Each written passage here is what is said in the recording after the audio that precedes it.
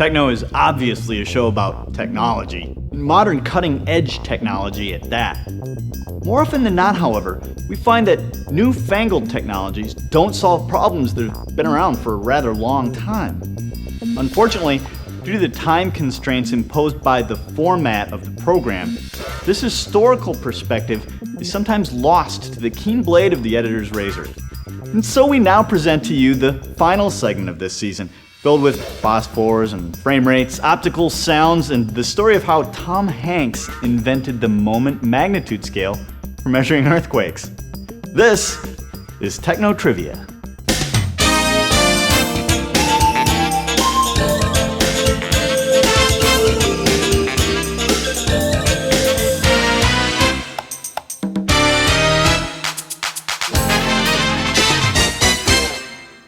Phosphor screens came up a number of times this season on TechKnow, especially in the display technologies segment.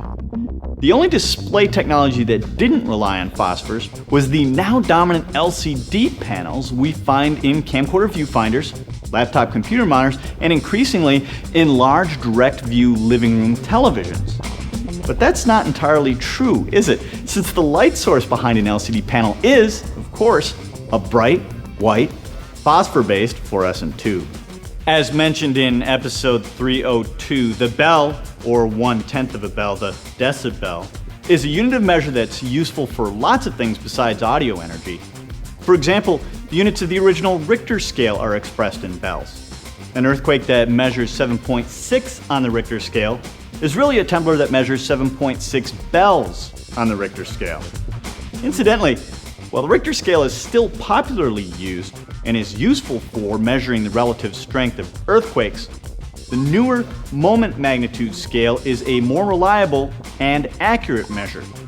This scale was developed in 1979 by Hiro Kanamori and Tom Hanks.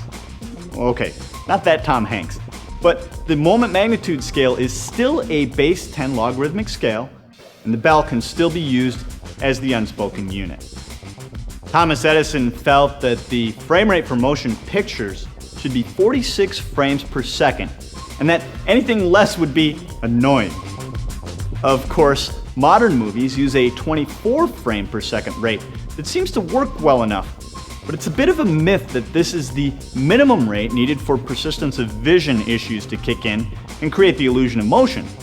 In fact, a rate of 24 frames per second was settled on as the minimum speed because that's what the audio engineers needed for optical audio recording. Yes, that's right, optical audio. Back before the invention of magnetic tape, audio was recorded to film using an absolutely ingenious system first developed in the 1920s. As you already know, the physical, kinetic motion of air molecules and sound waves can be converted to electricity by a microphone through simple induction. And it's easy enough to change a variable electric current back into physical motion, whether that means driving a speaker or vibrating a needle on a wax cylinder or vinyl disc. In the case of film, the electrical current generated by the microphone causes a variable aperture to flutter in front of a light beam, which is aimed at the soundtrack area on the film. The soundtrack area isn't any different from the rest of the film, and as it's exposed to light, records an image that, if we turn it on its side, looks exactly like the audio waveform you might find in your state-of-the-art editing software.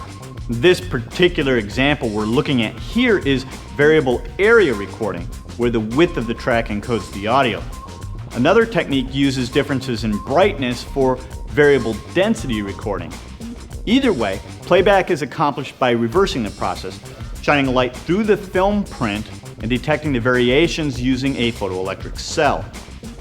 Interestingly, dust and scratches in the optical soundtrack can and do affect playback, which is the reason why old movies you see on television and DVD sometimes have all of the pops and crackles you might expect to hear on old records.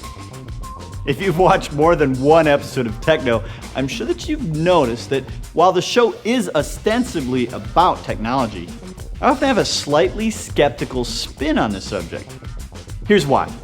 The equipment we have access to today for videography is easier to use and superior in quality to anything that has previously been available.